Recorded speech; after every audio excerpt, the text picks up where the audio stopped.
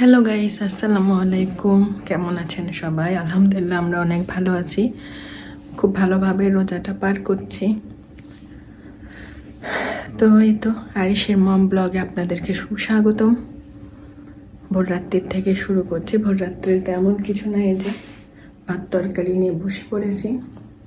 আরিশের পাপা এখনো ওঠে নাই, যার কারণে খাওয়া হয়নি। প্রায় 21 বেজে গেছে, 4:21, কিন্তু এখনো ওঠেনি। এই যে এদিকে করে নিয়েছি গরম গরম মাছ ভাজি, ডিম ভাজি। তো এই যে এখানে পুঁই শাক দিয়ে ডাউল করেছি, এখানে গরম গরম ভাত, আর এখানে মাছ ভাজি, ডিম ভাজি। আর এই তো খেজুরিয়া আছে ইফতারির, এখানে রুটিও আছে। ভাবছি রুটিটা খেয়ে শেষ করব। তো এই তো আজকের সেহরির খাবার। আপনাদের কার কেমন রোজা যাচ্ছে অবশ্যই কমেন্টে জানাবেন।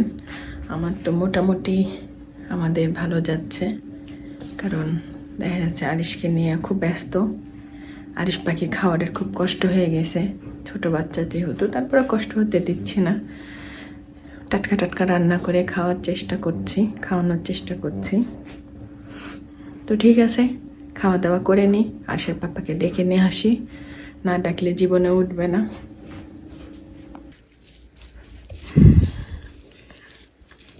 বিসমিল্লাহ।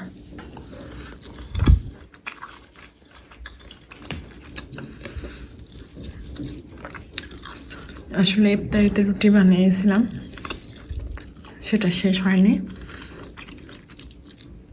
ওই জন্য চিন্তা করলাম যে খেয়ে নিই, না খেলে রুটিটা নষ্ট হয়ে যাবে শক্ত হয়ে।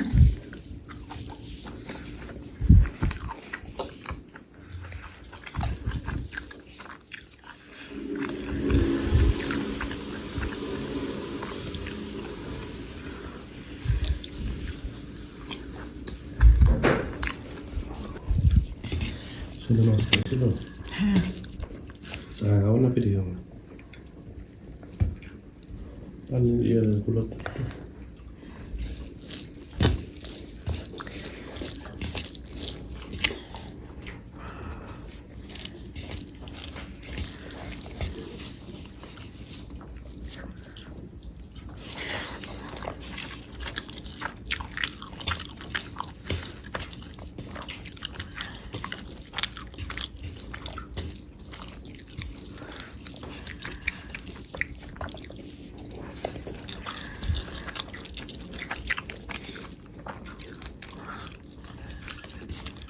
No, me la dijo.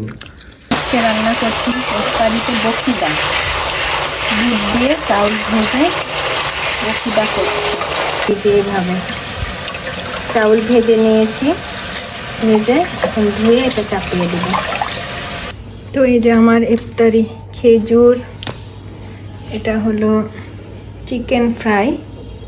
Chicken fry বলতে এটা চিকেন তন্দুরের মতো করে করেছি আমি, চিকেন তন্দুরি এটা।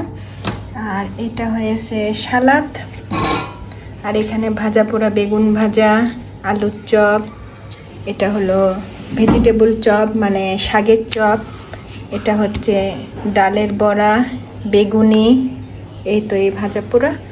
আর এই যে এইদিকে গরম গরম বখিকে বলেন অবশ্যই জানাবেন। আমরা এই যে চাউল দিয়ে বুট দিয়ে যেটা রান্না করি সেটাকে বখিদাই বলি। আর সাথে থাকছে এই যে ডালের শরবত। এই আজকে ইফতারি। ও কলা আছে, কলাটা নিয়ে তো ইফতারি সাজিয়ে নিলাম। আরিশের পাপার আর আমার সব কিছু নিয়েছি, অনেক হয়ে গেছে আসলে। এতগুলো ইফতারি আমি কখনোই খেতে পারবো না। সব কিছু একটা একটা করে, মানে আরিশের পাপার একটা আমার একটা, এভাবে তৈরি করেছি, তারপরও বেশি পরিমাণ হয়ে গেছে। আসলে এতটা করা ঠিক না, কারণ আমি যত চেষ্টা করছি খাবার কম রান্না করতে, পরিমাণে কম রান্না করতে, তারপর আইটেম কম রান্না করতে, কারণ বাসি খাবার একদম আমার পছন্দ না। রোজার দিনে যেটাই খাবো, যা খাবো টাটকা খাবো, আর আসলে ভালোও লাগে না। এই জন্য এত চেষ্টা করার পরও কেন যে এরকম হয়ে যাচ্ছে। আসলে আজকে বখিদা করেছি, যার কারণে ভাবলাম যে ঠিক আছে একটু 2-3 রকমের ভাজা পোড়া করি, যেমন আলুর চপ, তারপরে চিংড়ি মাছ দিয়ে পুঁই শাক দিয়ে একটা চপ করেছি, তারপরে ডাউলের বড়া, বেগুনি, বেগুন ভাজিটা আরিশের পাপার আর কি মানে পছন্দ, সব কিছু দেশে বেগুনি মানে বেগুন ভাজা চাই, এজন্য ওর জন্য আবার বেগুন ভাজি। তারপরে এই যে মুরগিটা তন্দুরের মতো করে ফ্রাই করেছি অল্প তেলে, এই তো এগুলা করেছি আজকে। তো আলহামদুলিল্লাহ অনেক টেস্ট হয়েছে, অনেক মজা, খেতে অনেক ভালো লাগছে, কিন্তু এতটা করা ঠিক না, কারণ এতগুলা করে খেতে পারবো না। নেক্সট টাইম মাথায় রাখা লাগবে। আর কাঁচামরিচ তো থাকবেই, আমার কাঁচামরিচ খুব পছন্দ, ভাজা পোড়ার সাথে কাঁচামরিচ না খেলে ভালো লাগে না। আমি সম্পূর্ণ ইফতারি শেষ করতে পারিনি, অর্ধেকটা করে সব কিছু খেয়ে রেখে দিয়েছি। এখন না নামাজ কালাম পড়ে এশার নামাজের আগে বা পরে যাই হোক তখন আবার একটু খাবো, কারণ একসাথে এত কিছু খাওয়া যায় না, এটা সম্ভবই না। তো আমার ভিডিওগুলো আপনাদের কেমন লাগছে আপনারা কমেন্টে জানাবেন। রোজার ভিডিও তেমন খুব একটা মানে ভালো হবে না জানি, কিন্তু ইনশাল্লাহ সামনে অনেক ভালো ভালো ভিডিও আসবে, যেগুলো দেখে আপনারা অনেক উপকৃত হবেন। কারণ আমরা যখন বাসায় যাব সবার সাথে দেখা হবে, আমাদেরও যেমন ভালো লাগবে, ঠিক আমার ভিডিওগুলোও তেমন ভালো লাগবে আপনাদের কাছে। তো এই তো এটা ডাউলের বড়াগুলো যখন আমি ভাজি তখন অনেক ফুলে, কিন্তু দেখা যায় ঠান্ডা হয়ে গেলে একটু একটু করে চিপসিয়ে যায়। আর আজকে যেহেতু অনেক ভাজা পোড়া, যার কারণে আমি অনেক দ্রুতই এগুলা ভাজাভাজি করে নিয়েছি, না হলে দেখা যাবে যে দেরি হয়ে যেত। যদি দেরি করতাম, গরম গরম খাওয়ার চিন্তা করতাম তাহলে। তো ভিডিওগুলো কেমন লাগছে অবশ্যই কমেন্টে জানাবেন।